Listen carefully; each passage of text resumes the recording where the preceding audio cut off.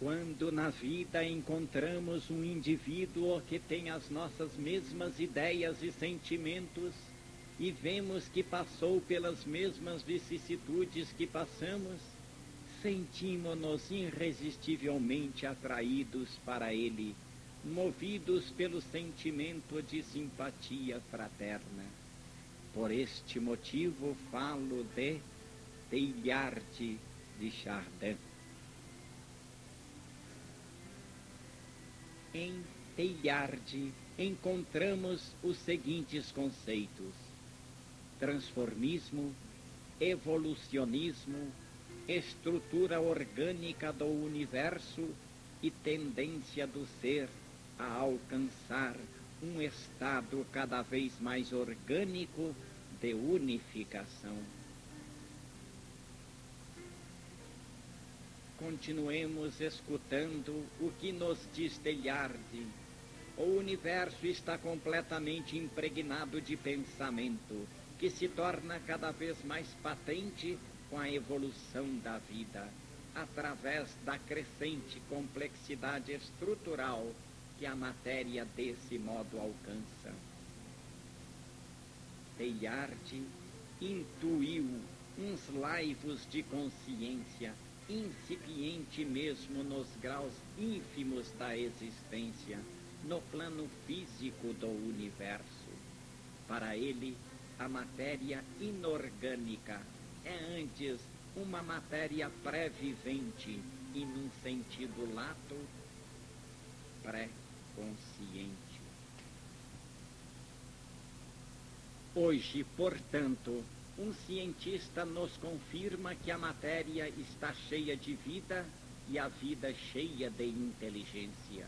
Nós acrescentamos: então, Cristo pode ser proposto à ciência positiva como superbiótipo do futuro, como supremo modelo que a raça humana poderá atingir com a evolução, e o Evangelho como a lei social da unidade coletiva representada pela superhumanidade do futuro. Não obstante as tentativas humanas de conciliação, o Evangelho apresenta-nos Cristo e o mundo como dois inimigos inconciliáveis, os quais, no entanto, devem coexistir na Terra. Mas é necessário compreender o que entendia Cristo por mundo. Isto não quer dizer que ele seja contrário à vida. Ele referia-se a um estado de fato que o mundo era e é, ou seja, imerso ainda num estado primitivo animal, pleno de egoísmos e lutas ferozes. Cristo condenava somente esta forma de vida inferior. A inconciliabilidade não se refere a um mundo de evoluídos e civilizados, pois que ele quer transformar a humanidade atual precisamente num tipo mais avançado de vida, que o Evangelho chama de reino dos céus. Com um tal mundo, Cristo está plenamente de acordo. Tanto é assim que justamente nele se realiza toda a sua lei. Ele veio para ensinar-nos qual é este novo modo de viver, dando-nos as normas no Evangelho. Ele nega a matéria como a ciência a viu, mas acrescenta o que a ciência não viu, a alma de um sopro espiritual que explica suas funções e, mostrando-nos as suas razões, justifica a sua existência. Assim, a torna transparente, luminosa de conceito, elevada de negação à expressão do pensamento. Isto representa a afirmação racional e a descoberta científica da sua presença em tudo o que existe, isto é, a imanência de Deus. Teilhard foi julgado por alguns um novo São Tomás, cristianizador já não de Aristóteles, mas sim de Marx e de Darwin. Poderia, deste modo, sanada a cisão entre ciência e fé, para passarem da inimizade à colaboração. Muito teriam que dizer-se uma à outra. Então, a fé teria finalmente bases positivas e a ciência poderia ser iluminada e vivificada pelo Espírito. O evolucionismo darwiniano ficaria, mas só exteriormente limitado à forma. Intimamente, ele é constituído pela evolução de um pensamento, é impregnado e orientado por um ser exato, telefinalismo, nele imanente. Naquele evolucionismo, até agora entendido materialmente, há lugar de sobra. Existe, inclusive, a necessidade da presença de um Deus, centro de um pensamento continuamente criador. Assim, a matéria, de inimiga inerte do espírito, vincula-se, logo nos primeiros graus, ao processo universal da revelação do espírito, verdadeira e fundamental realidade do universo. O homem, no seu nível, faz parte deste processo, num plano de existência muito mais alto. Trata-se agora não já de aceitar passivamente a evolução, mas antes conduzi-la, tornando-nos conscientes dos seus fins, como operário de Deus, seus colaboradores na obra de construção do nosso setor de existência. O homem não viverá mais à mercê das leis da natureza, mas, consciente e responsável, dirigirá o seu próprio destino. Que haverá de mais vital do que ver Deus por toda parte e, através de uma visão evolucionista do universo, não poder concluir senão com a sua espiritualização? Não poderá tudo isto conduzir-nos a um cristianismo racionalmente mais aceitável para quem pense, a um evangelho mais demonstrado e convincente, ao mesmo tempo que a uma ciência espiritualizada mais nobre e santa? Teilhard apresenta-nos uma maravilhosa espiritualização do universo, elevada sobre bases científicas. O Evangelho representa, então, uma transformação de leis biológicas e significa a imensa revolução operada pela passagem da vida de um nível de evolução a outro superior. Quisemos reproduzir em traços genéricos o pensamento fundamental de Teilhard, com a alegria de ver que ele corresponde plenamente ao nosso pensamento. Teilhard estava preso, a priori, às afirmações categóricas da sua fé, de que ele não podia afastar-se e a favor das quais, sem possibilidade de escolha, tinha de concluir a todo custo. A investigação do cientista deve ser livre. Em nosso caso, pelo contrário, tínhamos a liberdade de chegar a qualquer conclusão que os fatos nos indicassem e exigissem de uma forma positiva. A nossa finalidade era apenas descobrir a verdade e não concordar com uma religião. Só com este segundo método, que chamamos de intuição, se pode chegar a uma visão universal do todo, movendo-se com mentalidade positiva no terreno onde a ciência, com o seu método, não pode chegar. Quer dizer, pode-se chegar ao terreno das maiores visões teológicas, obtidas com o único método possível, o da intuição. Teilhard se orientou e já começa a poder raciocinar com a ciência sobre problemas espirituais e com as religiões sobre problemas científicos. Podia-se chegar ao ponto de admitir que o produto da revelação contido no cristianismo poderia ser tomado seriamente em consideração pela ciência como hipótese de trabalho para aceitar a parte que os fatos demonstraram corresponder à realidade. Uma revelação positivamente controlada poderia ser aceita pela ciência. A última confirmação de cada verdade pode ser confiada somente a uma verificação que demonstre que os fatos funcionam realmente como essa verdade afirma. Apenas deste modo, as intuições ou revelações podem dar garantia de segurança.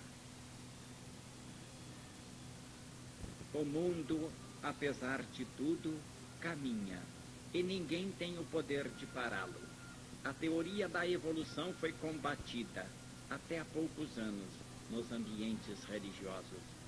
Hoje, para a quase totalidade dos biólogos, a evolução é um fato estabelecido, universalmente aceito, não mais uma hipótese. A maior parte dos cientistas já não põe em dúvida que biologicamente o homem provém do mundo animal superior. Mas a evolução não é fenômeno que possa ser limitado à vida, porque, numa visão universal, tudo deve estar nela incluído, todas as formas da existência, se não quisermos ficar fechados num só setor do fenômeno da evolução, limitados a um só trecho do seu desenvolvimento. A escala evolutiva, descoberta e provada pela ciência, vai em direção a Deus, como já com outras palavras as religiões o ensinaram. Agora, já não vivemos e não ascendemos como cegos. E devido a tudo isto, tendo a ciência conseguido conhecer o caminho percorrido que nos trouxe até aqui, poderemos deduzir qual será o de amanhã e até onde nos levará. No terreno das nossas conquistas espirituais, à fé das religiões, sucede agora a certeza científica. Teilhard passou da matéria à vida sem ter o termo intermediário, a energia, sem a qual não se explica a origem da vida por evolução. Quando se escreveu a Grande Síntese, por volta de 1933, com uma física nuclear ainda no início, tais afirmações podiam parecer fantasia. Mas hoje, experimentalmente, se procura provar a verdade da teoria das origens elétricas da vida. O significado e a importância do pensamento de Teilhard está, sobretudo, nesta tentativa do cristianismo de aproximar-se da ciência e assimilar as suas conclusões, até ontem condenadíssimas. As religiões representam uma massa enorme, a maioria das quais com uma forma mental elementar, lentíssima a compreender e evoluir. Assim, cada alteração de pensamento deve ser feita com extrema prudência, para não perder o equilíbrio, ultrapassando os limites da compreensão. Mas a evolução está hoje apressando o passo, e temos aqui um sacerdote acusado de panteísmo, monismo, materialismo, evolucionismo, darwinismo, marxismo e até comunismo, em muitos aspectos comparáveis a Rosmini, e por isso o ouvimos falar e escutamos com interesse. Ao divino impulso da evolução, não há conservadorismo que possa resistir. Já não se pode dizer que Darwin esteja errado, agora que a evolução se tornou um fato inegável. Ele é aceitável porque agora a evolução pode ser considerada como um fato interior e a sua substância como um desenvolvimento de consciência, porque a sua mutação morfológica se julga como o transformar-se de uma veste exterior que acompanha uma evolução mais profunda, a qual representa a sua verdadeira substância, que é uma ascensão espiritual em direção a um estado de perfeitíssima consciência destinada a juntar-se a Deus. Assim, a vida se move e dinamiza, transformando-se num caminho em direção a uma meta. Aparece a visão de um imenso destino que corresponde ao homem realizar no futuro. A evolução se santifica, porque agora dela se vê também uma outra face, além da natural, a divina. O natural é aceito como elemento que conduz ao divino, e o divino como levedura imanente e razão final do natural. O processo evolutivo é assim entendido em sentido lato, isto é, como um processo que faz avançar a matéria, transubstanciando-a espiritualmente, santificando-a, assim, até que no homem e mais acima dele conquiste cada vez mais a consciência, e assim o alfa se reúne ao ômega, a criação volte ao Criador. Hoje, parte do rebanho é constituída por ignorantes e supersticiosos, e outra parte de ateus, que exteriormente são ótimos praticantes.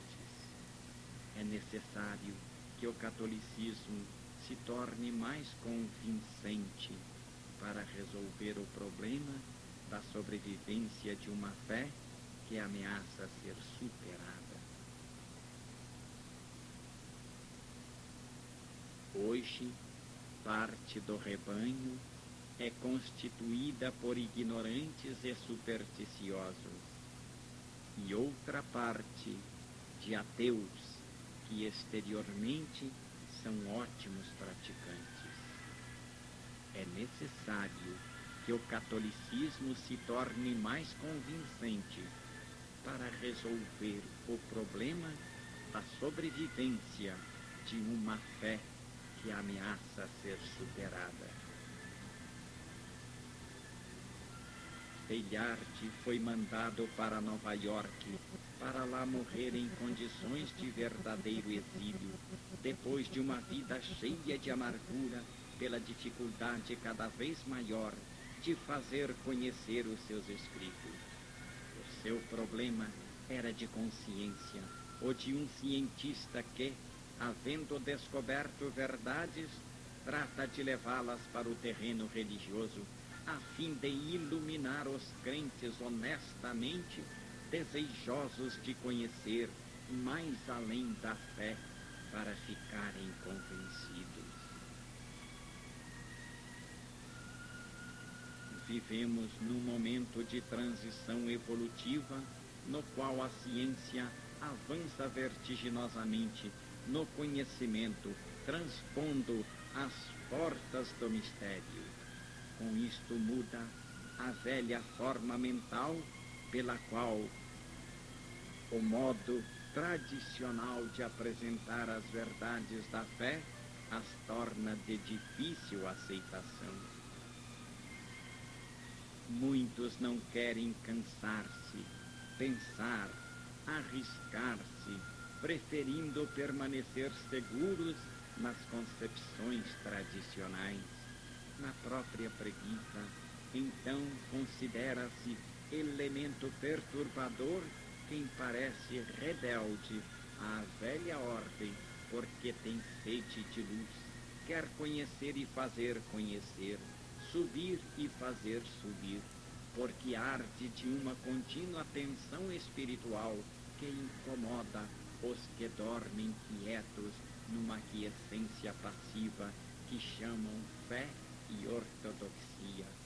A muitos não interessa um maior conhecimento e a conquista da verdade, mas sim o grupo humano de que cada um faz parte, o seu poder terreno, o seu engrandecimento pela conquista de prosélitos.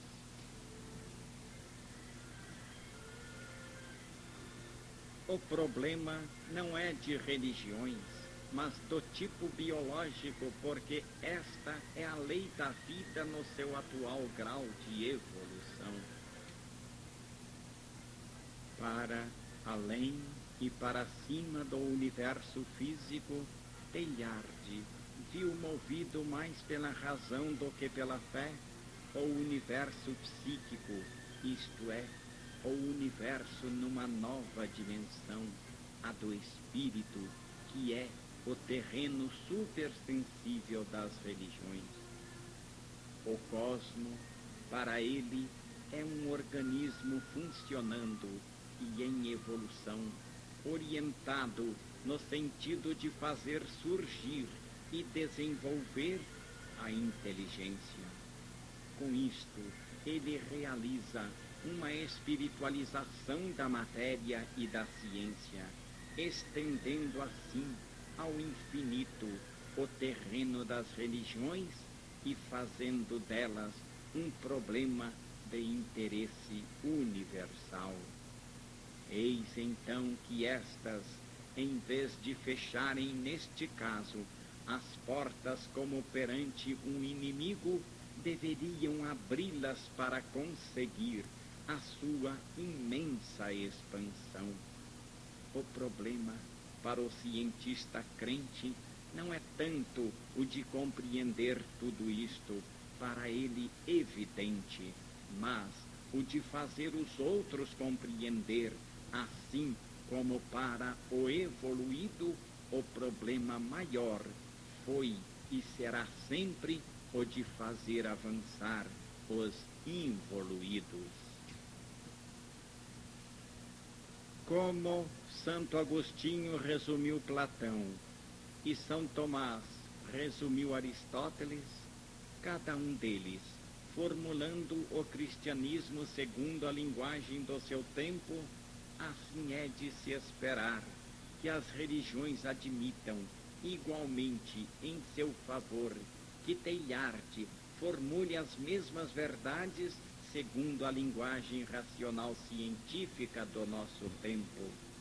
Ele sentia a necessidade de realizar um exame crítico do pensamento teológico para atualizar-se perante as conquistas da ciência que o deixavam ficar para trás, enquanto as religiões, encaminhando-se para Deus, deviam estar logicamente na vanguarda, em vez de serem as últimas a chegar, arrastadas a seu pesar pelo progresso do pensamento laico.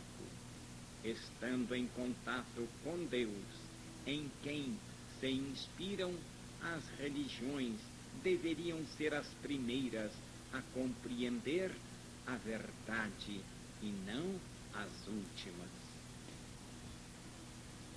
Grupos mais vastos, nacionais ou raciais, estão apenas em formação. Cada unificação na Terra não chega a alcançar, senão o grau de partido ou castelo fechado, armado e em luta contra os vizinhos. Eles também em estado de guerra, para não ser destruídos, que é aquilo que cada um deles quereria fazer do outro para seu triunfo. O reformador, desejando implantar uma ordem nova, sacode as bases do castelo no qual o grupo se aninha, leva desordem às suas filas. Perante o idealista atraído pelo céu, está a dura realidade da vida. De um lado, temos os mártires do ideal, do outro, os administradores e usufrutuários do ideal. Os primeiros, pouquíssimos, trabalham pela conquista de posição mais avançadas. Os segundos, a maioria, ocupam-se em conservá-las, utilizando-as para si. O inovador, por sua própria natureza e pela posição na qual esta o coloca, já fixou o seu destino de incompreensão, isolamento e perseguição. Ele terá de trabalhar em condições difíceis. É fácil constatar historicamente que a humanidade, antes de santificar, dá-se o gosto de crucificar.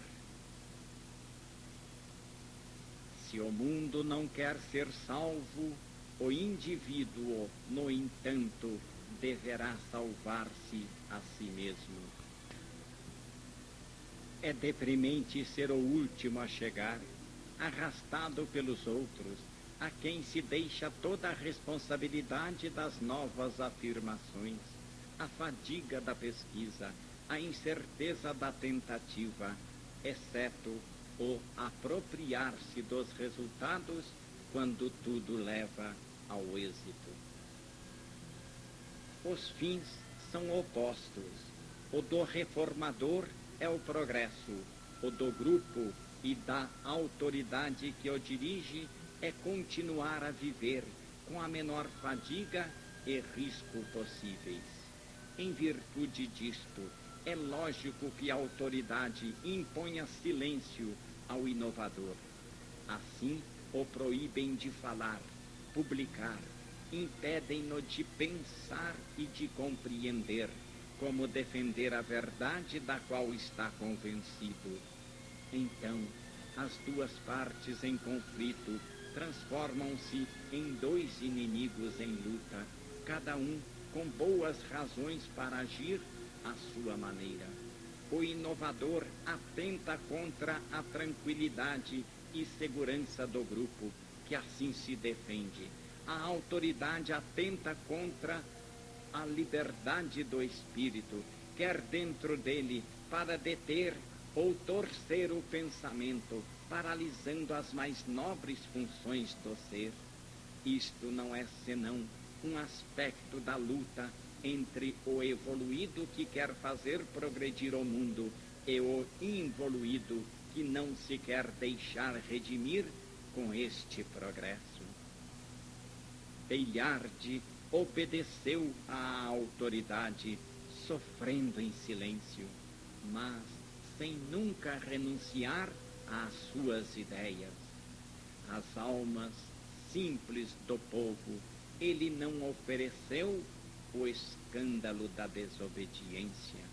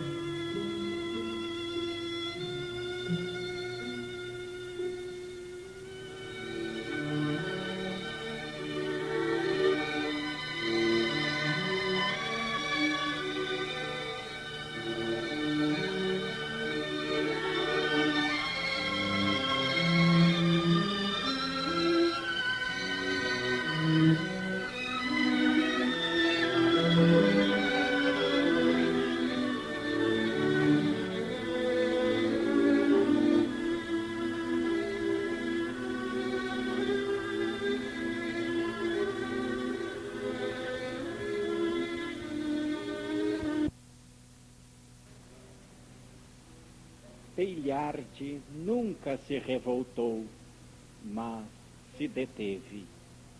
Não abdicou, rejeitou qualquer compromisso. Teilhard não foi nunca contra a Igreja. Quem sabe se neste momento é a Igreja que não pode mais ir contra ele. Não posso mudar, dizia, e não mudou nunca. A esperança nunca o abandonou, nem a certeza que um dia os seus adversários mudariam. E um pouco de tudo isto já está acontecendo.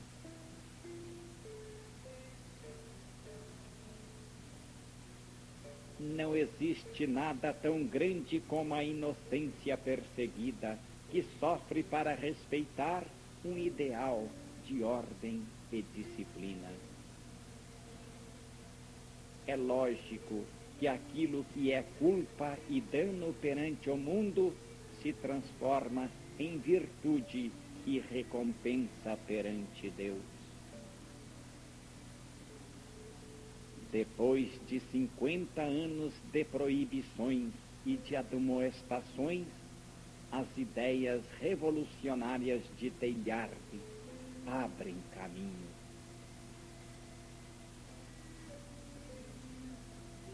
A evolução deve ser o resultado de um esforço, a sua realização o prêmio de uma fadiga.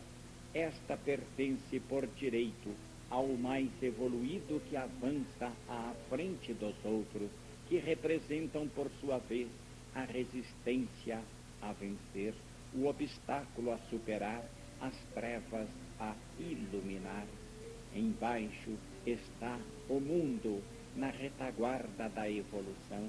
Em direção ao alto se lança o evoluído, para a frente, avançando em direção a Deus, distanciando-se do mundo.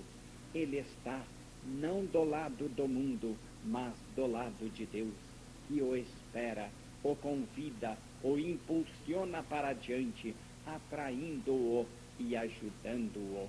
A grande força, a potente indenização do condenado, mesmo que o tenha sido em nome de Deus, é lei que estabelece que no fim o bem vence o mal.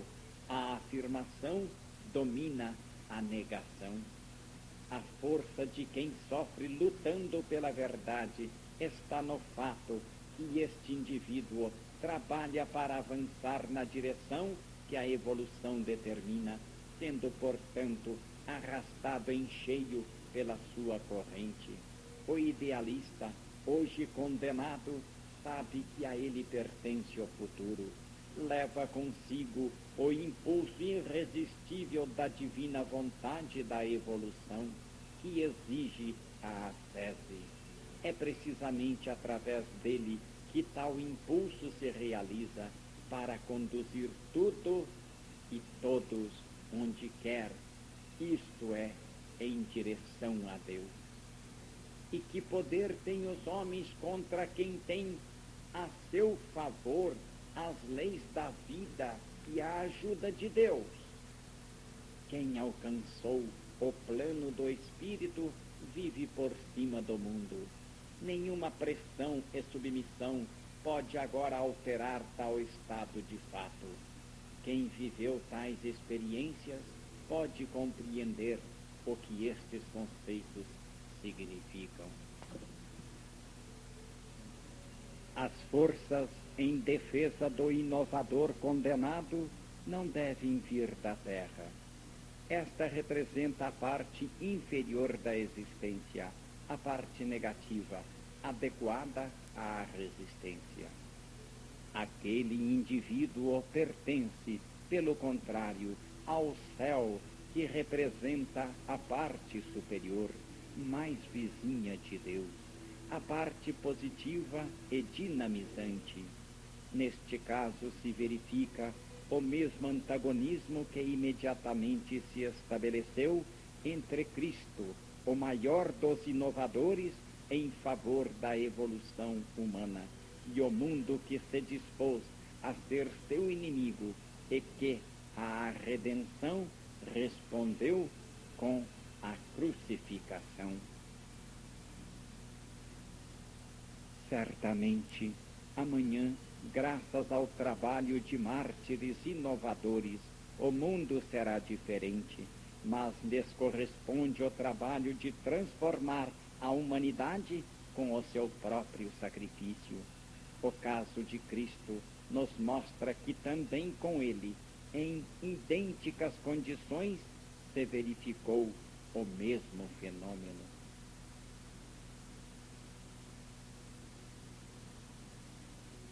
Que mais pode pedir o condenado, se não estar do lado de Cristo, ser tratado como ele foi tratado, sofrer como ele pelo progresso que é redenção, junto a ele, irmanado na mesma dor pela mesma causa? Que honra, que alegria, que amor existe maior do que este? Que se pode pedir mais? Cada um reage segundo a sua natureza, assim a demonstrando. O primitivo rebela-se contra a autoridade, atua imediatamente segundo a lei da luta, que é a lei do seu plano, manifestando com isso a sua involução. O evoluído, pelo contrário, pensa no perdoa-lhes, porque não sabem o que fazem, e obedece. Mas ele pode refugiar-se no céu, onde a autoridade não o alcança, perante o tribunal de Deus, onde os homens não são admitidos a julgar. Uma humanidade mais inteligente e civilizada um dia saberá evitar tais conflitos dolorosos de consciência, saberá defender a fé mais por convicção do que por obrigação, saberá abrir os braços compreendendo os novos problemas e necessidades a quem tem sede de verdade e honestamente a busca, em vez de afastar a quem pede a luz. Tais casos, como o de Teilhard, não deviam mais poder surgir. Se eles se verificam, se o investigador honesto tem de refugiar-se em Deus, apelando a ele, é porque há alguma coisa que não funciona no sistema atual. Por que sepultar, enterrar no silêncio, oprimindo as consciências, certos problemas novos que o mundo tem necessidade de resolver para poder continuar a crer como deseja, e não pode porque não chega a ver claro como hoje a mente mais madura o exige? Não se pode impedir de pensar a quem tem uma cabeça que não pode ser cortada somente porque a quem não a tem não lhe pertence pensar.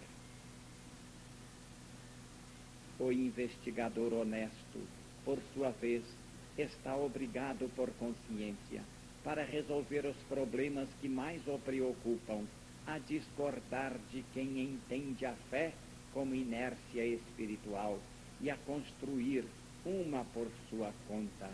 Ele é condenado por delito de preguiça e, no entanto, ele representa a levedura do espírito e é mais crente e religioso do que os ortodoxos. Um espírito anti-evolucionista pode representar as forças negativas, cuja função é a de deter a ascensão em direção a Deus. Querer ficar quieto, abaixando todos ao nível dos inertes, pode constituir um delito contra a evolução espiritual, que devia ser a maior finalidade das religiões. É certo que se deve controlar e disciplinar para não gerar anarquia, mas paralisar, mesmo que isso seja feito em nome de Deus, é contra o próprio Deus. A função das religiões termina e elas atraiçoam o seu fim quando o indivíduo, para encontrar luz e compreensão, deve dirigir-se a outro lugar. A autoridade é espiritualmente derrotada quando surge um conflito entre ela e a consciência, e o honesto se encontra convencido do seu dever de obedecer a Deus em vez de obedecer à autoridade humana. Não é lícito violar o sagrado direito de pensar e de procurar a verdade.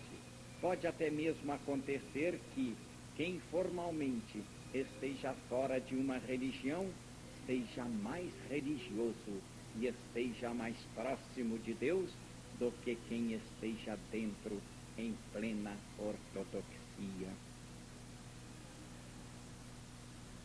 As reabilitações póstumas não podem sanear a condenação. Como são tardias, não servem para a obra do missionário, mas somente aos outros para os seus fins.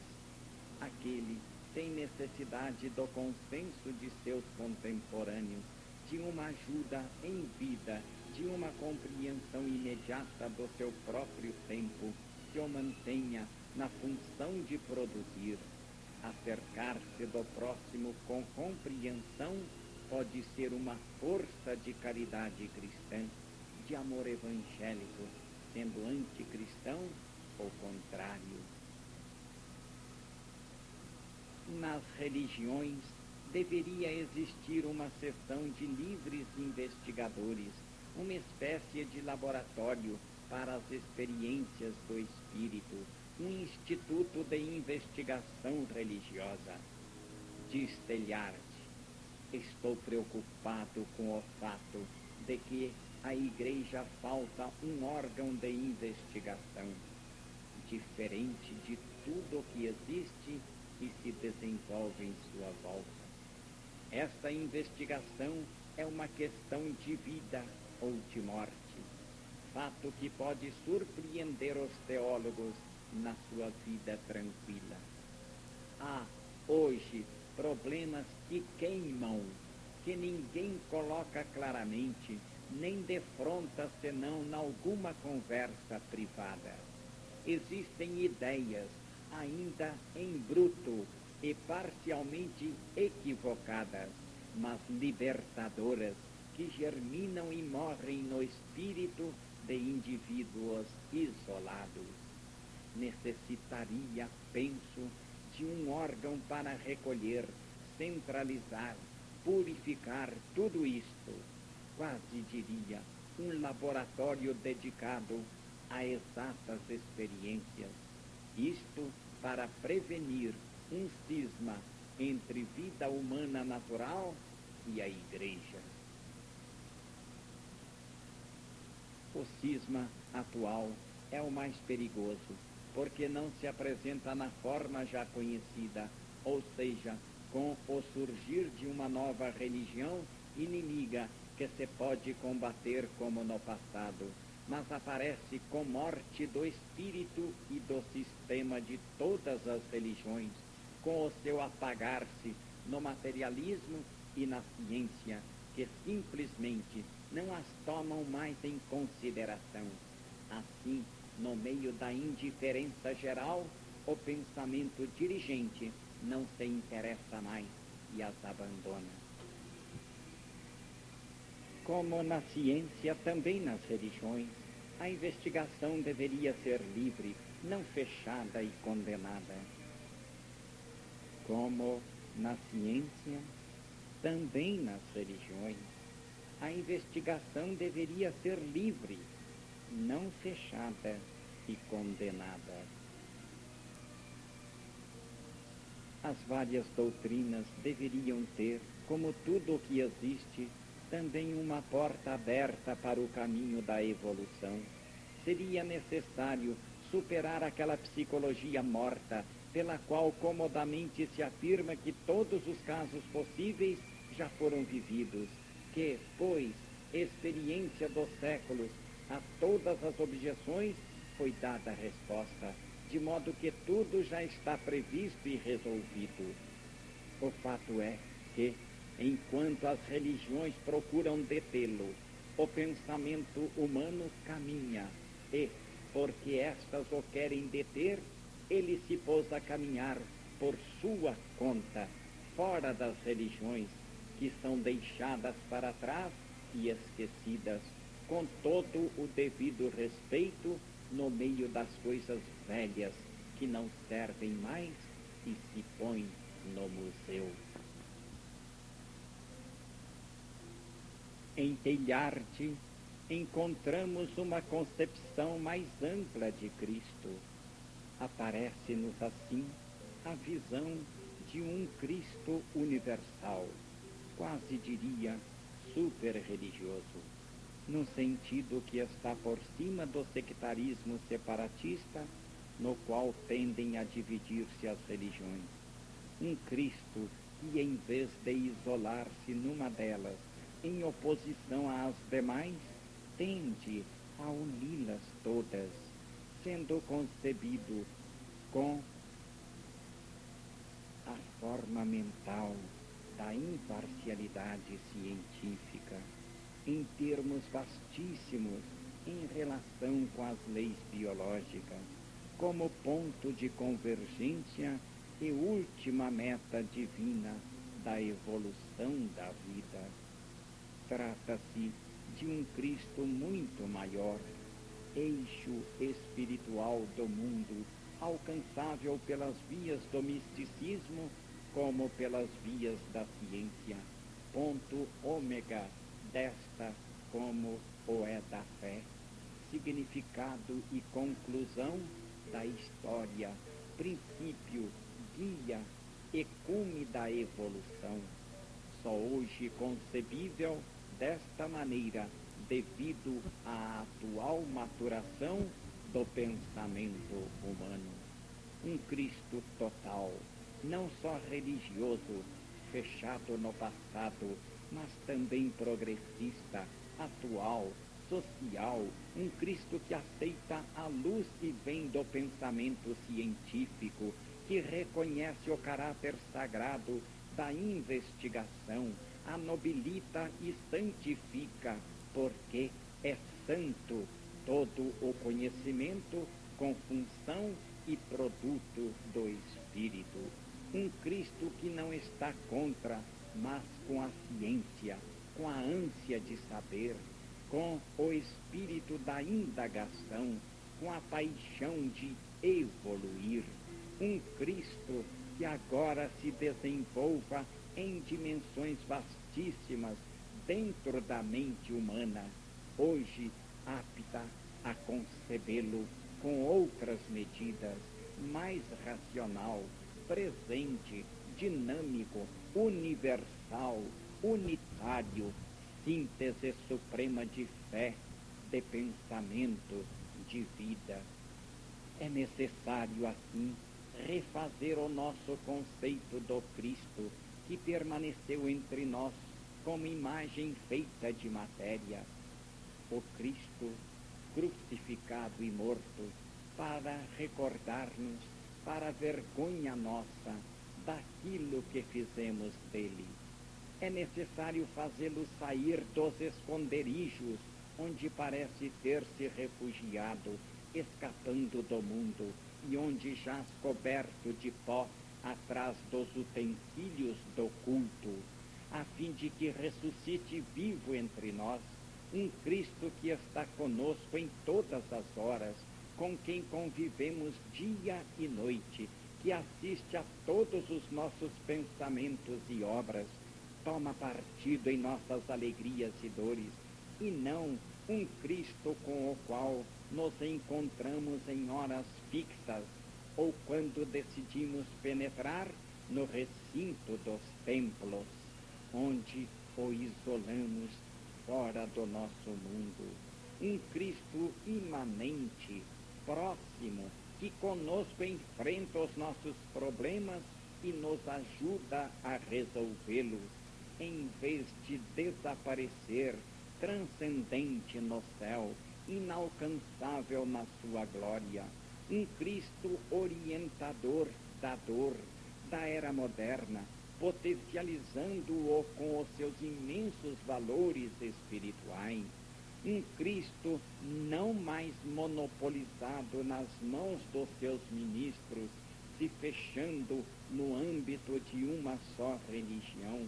Um Cristo que se possa venerar sem ter que litigar com as outras religiões, amar noutras formas, ainda que não ortodoxas. Um Cristo que se avizinha dos espíritos com amor, e não apenas para julgar e punir, que não os afasta com os raios da vingança. Um Cristo feito de concórdia para fundir e não de rivalidade para dividir, que é seguido porque convence, e convence porque fala com compreensão à inteligência, em vez de apenas condenar como perseguidor de heréticos. Um Cristo, refúgio de pureza, fora de toda a sujidade humana, mesmo da que está escondida sob as aparências de religião. Eis algumas palavras de Teilhard de Chardin na sua missa sobre o mundo. Já que, Senhor, aqui nas estepes da Ásia, eu não tenho nem pão, nem vinho, nem altar, me elevarei por sobre os símbolos até a pura majestade do real, e vos oferecerei, eu, vosso sacerdote, em cima do altar da terra inteira, o trabalho e a dor do mundo. O meu cálice e a minha patena são profundidade de uma alma amplamente aberta a todos os esforços que se estão elevando de todos os pontos do globo, a fim de convergirem no Espírito. A oferta que vós, Senhor, verdadeiramente esperais, não é outra senão o engrandecimento do mundo agitado pelo transformismo universal. Cristo pertence a toda a humanidade, e nenhuma religião pode possuí-lo com exclusividade. Não se pode isolar num templo particular, num grupo humano, porque ele está no centro da biologia universal do Espírito. É este Cristo, de dimensões cósmicas, situado no centro de uma super-religião de substância, no vértice da evolução da vida do planeta, nos antípodas de nossa baixa existência terrena, sempre presente para sanar com o seu divino esplendor nossa cegueira, e com a sua potência e bondade as misérias de nosso pobre mundo. Este é o Cristo que, junto a Teilhard, eu venero e amo.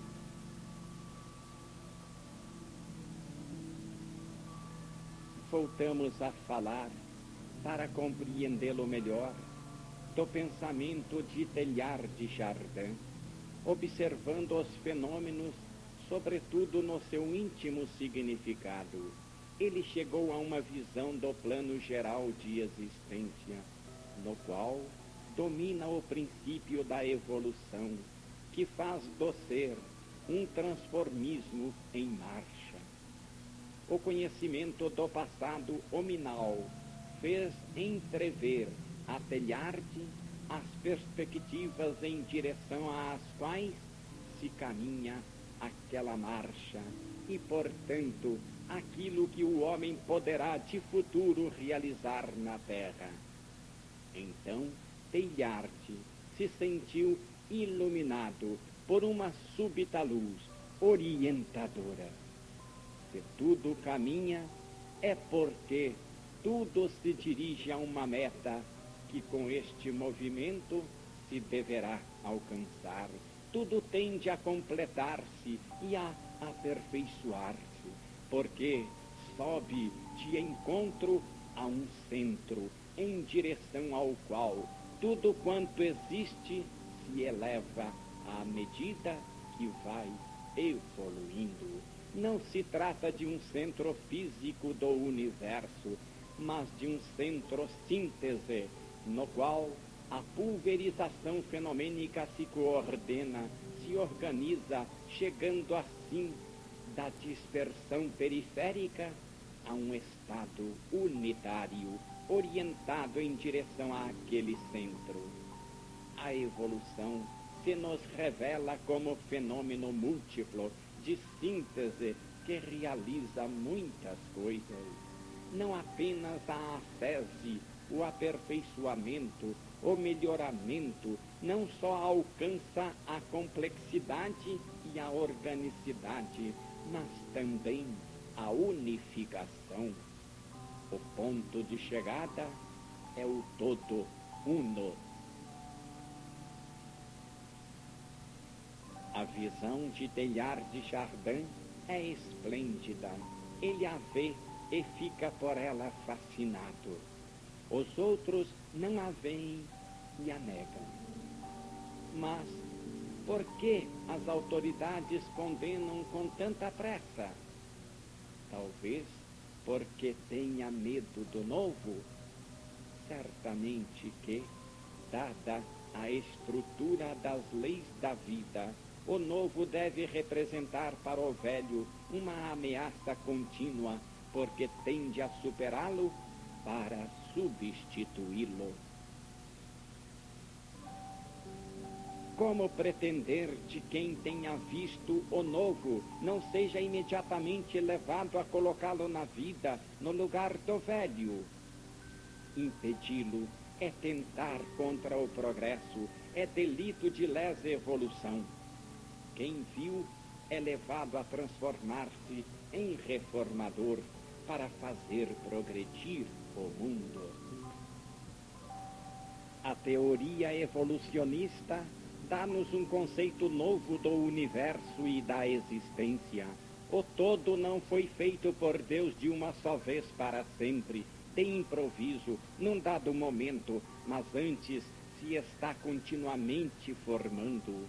O todo é o resultado de uma criação contínua, obra de um Deus sempre ativo e presente, e não de um Deus que uma vez o construiu, se afastou da criação para ficar inerte a contemplá-la do alto da sua glória, separado do fruto do seu trabalho, que continua estaticamente a existir por si mesmo, agora independentemente da obra do seu Criador. Para imaginar a atividade de Deus, o homem não tinha na sua mente outro modelo, senão aquele que ele podia ver na terra, quando alguém constrói qualquer coisa. E o homem, inconscientemente, aplicou a Deus esta sua concepção antropomórfica, da qual, de resto, não lhe era possível sair, porque não lhe era possível superar os limites dentro dos quais estava encerrado o seu concebível, fixados pela sua experiência.